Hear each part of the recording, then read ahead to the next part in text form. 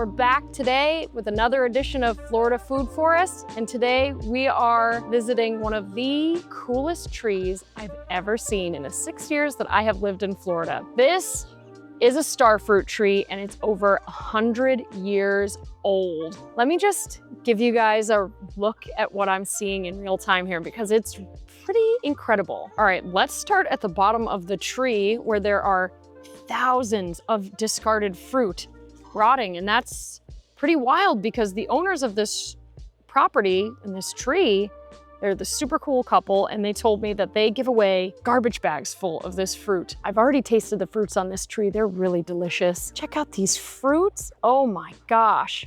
Now, let's talk about the starfruit. This is also known as carambola, and it is native to Southeast Asia, but it's been grown in Florida for over 100 years. It was originally planted, I believe, by a holistic doctor who owned the house that they now live in, and he planted this tree because he was really into health food. If you live in Central Florida or farther south, you're probably very familiar with this fruit, and you may even be kind of sick of it, because this is one of those fruits that if you have a tree or if you have a neighbor with a tree, it's kind of like having zucchini in your garden.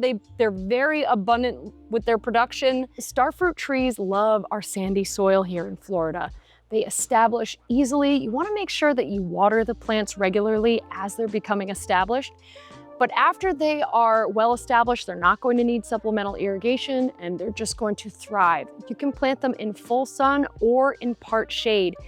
I have seen starfruit trees producing tons of fruit, even in pretty heavy shade, which is pretty special for a fruit tree. If you are interested in planting up a starfruit on your property, you do want to be mindful of varietal selection, because there's a wide range of varieties and flavors, taste profiles when it comes to starfruit.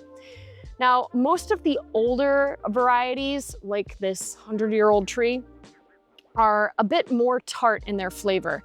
It's only been in recent few decades that we have selected for super sweet varieties. So there are lots of varieties from Southeast Asia that have been bred and selected for sweetness over tartness. So this variety,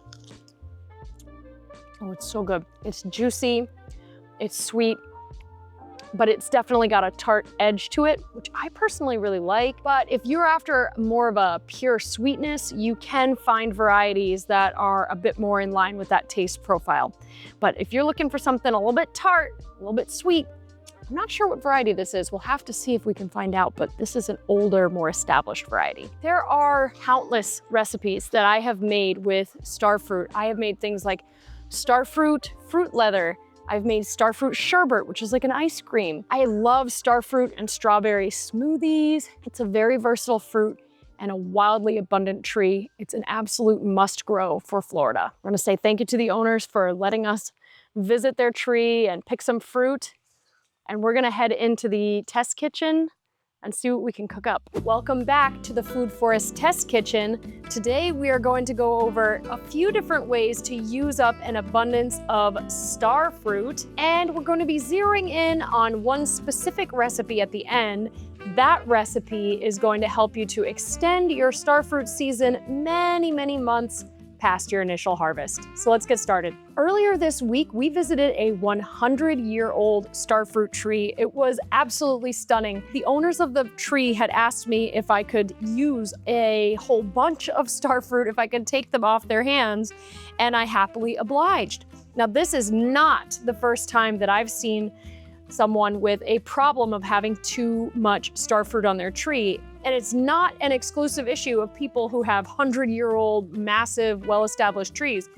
Even a young starfruit tree is going to produce an insane amount of fruit, and it becomes too much of a good thing in some cases. The very first thing I want to say is that this fruit is a little bit high in oxalates, so if you have a kidney issue, you need to do your research before eating starfruit. It's typically not recommended to eat starfruit if you have problems with your kidneys, so please look into that. If you do not have a problem with oxalates, you are going to have no problem with these fruits. So I have used the fruit in everything from smoothies. They pair really well with bananas and strawberries in kind of a simple smoothie, banana, strawberry, little peanut butter, dash of milk or OJ or water, some kind of liquid to sort of thin it out. I also made a sherbet with my ice cream maker. It was ridiculously good, highly recommend. The only flavor I complemented the sherbet with was a little bit of vanilla extract, and that's it. I used a little pure vanilla extract, and I cooked down the starfruit, put it into a standard sherbet or ice cream recipe, and it was magnificent. The third way that I have used an abundance of starfruit is the recipe that we're going to be talking about today, which is fruit leather. This is a really simple fruit leather recipe. It is simply sweetened with just honey, and I don't want to give you an exact recipe. Instead, I'm going to give you some ratios to work with because there are 1,000,001 ways to make fruit leather with different kinds of fruits and flavorings. So instead, I'm just gonna give you some ratios and a temperature and let you go on your way from there. So for my fruit leather today, I have obviously oodles of starfruit. Also, strawberries are in season. I picked some of these strawberries from my garden, the last in my patch. I also went down the street and picked some mulberries off my neighbor's tree, and I picked some of the mulberries from my own tree. And it's just the beginning of mulberry season, so this is what I've got. This is going to give the fruit leather a really beautiful color. I'm thinking I'm gonna do some sort of marbling to make the color really fantastic. So I've got a few different kinds of fruits, and the basic ratio principle that you need to follow is this.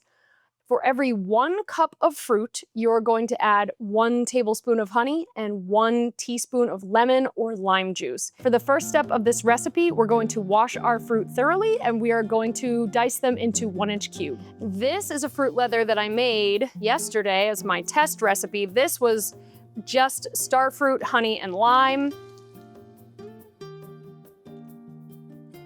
It came out perfect. This was a fantastic way to use up a ton of fruit. This is going to be shelf stable for 6 months, but I can send this to school with my toddler. I love to snack on this stuff. It's super versatile. You could chop this into little rectangles and throw it into granola.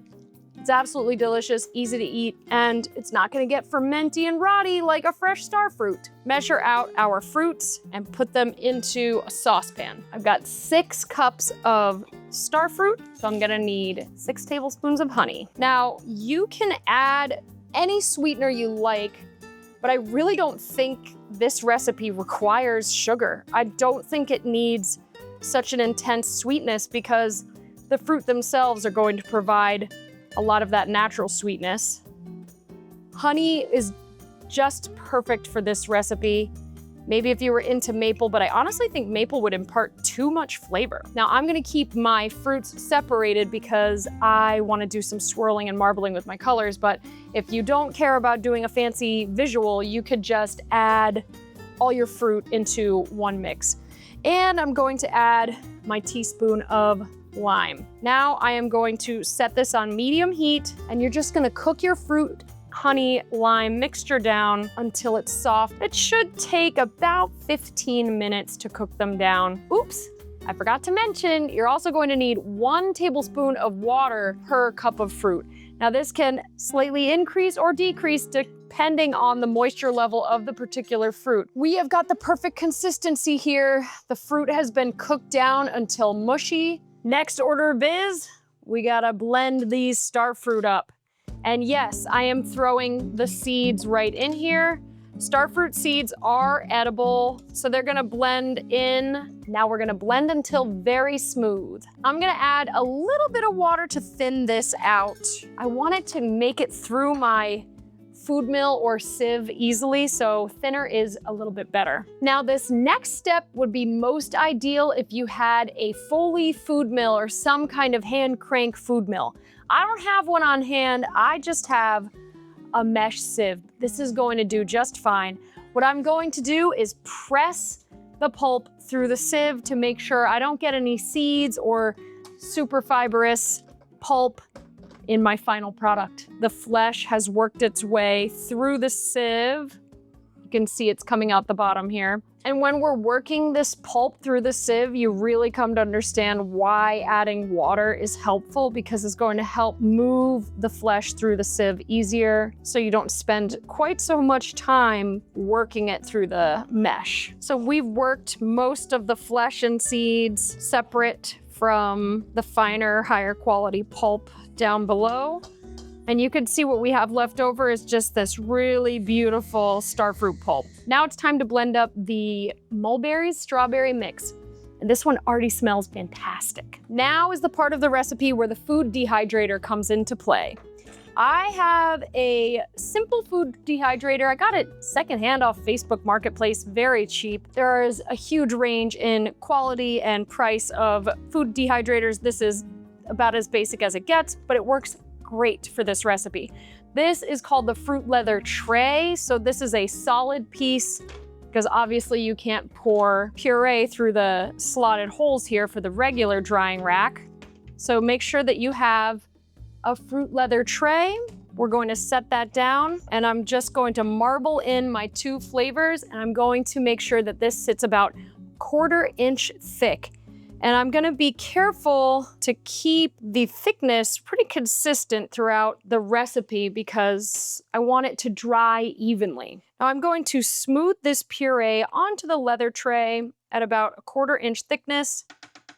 Starting with my starfruit, I'm gonna marble in my accent flavor to make it nice and pretty. Then I'm gonna smooth it as best I can for an even look. So for my very last active step, I am just going to set the lid on my dehydrator. We're gonna set the dehydrator at 130 or the lowest setting on your oven, and we're going to let it sit in there for several hours.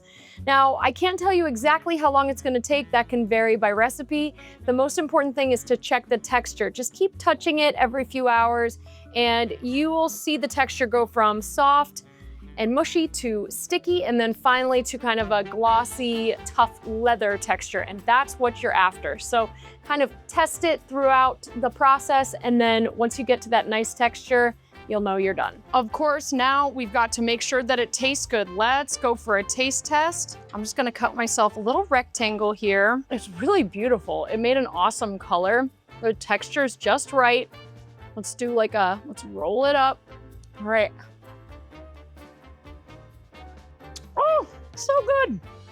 It's a little fruity, a little sweet, a little tart. Starfruit, this variety of starfruit was pretty tart. So the next time that you have a mega abundance of starfruit or any fruit and the clock is ticking before it goes bad, definitely give starfruit or this fruit leather recipe a try. See you next time.